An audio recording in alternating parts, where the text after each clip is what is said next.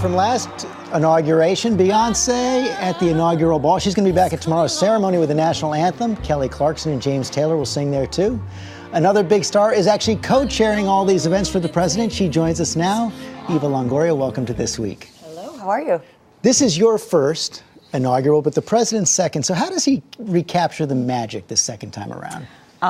There's a lot of magic here, but again, it's my first, so it's my first experience. I think there's something beautiful to a recommitment to the people of this great nation, and to see him, do that today. I saw Vice President get sworn in earlier today. That's right, it's begun. Yes, and there's a lot of magic happening. Sonia Sotomayor being the first Hispanic to swear in a president was a big moment for us in our community. So there's a lot of firsts still happening. And you are everywhere this weekend, including the cover of the Wall Street Journal yesterday, front page. Yeah. Eva Longoria's next role, Hispanic activist in Washington, goes on to say her role reaches beyond fundraising and speech making and into policy and strategy. She helped urge Mr. Obama to make a key change in immigration policy last year. They call you a power player. I don't know what that means. But you are trying to affect policy, right? Absolutely, absolutely. I mean, I'm trying to do my part as a citizen and my part as a Hispanic and as a woman and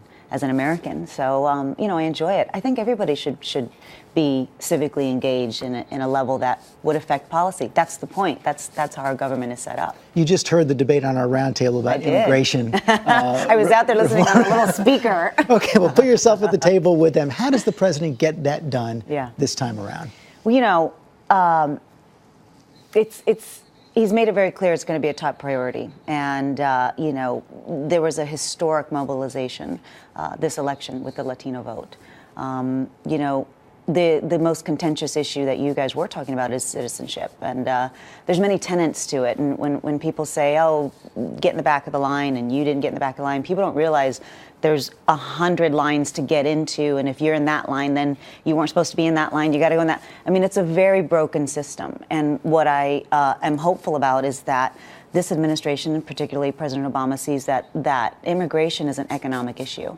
It's also, for me, a humanitarian issue. But if we approach it economically, we have to understand that we are dependent upon a labor in this country, specifically agriculture, to provide low-cost products, and there are jobs that nobody else is doing. I know that one of the other things you're focused on is how to prevent it from becoming a partisan issue. How do you reach out across party lines on this? Well, I think Republicans are coming around to the idea that they're going to have to compromise with the president on a lot of issues, immigration being one of them, because immigration in particular, I think the Republicans are going to realize if they don't do it because it's morally imperative, they have to do it because it's politically imperative. And if they're not going to do it because it's politically imperative, they got to do it because it's economically imperative. So there's a lot of gains for everybody, no matter what party affiliation, to get this done and to fix this problem.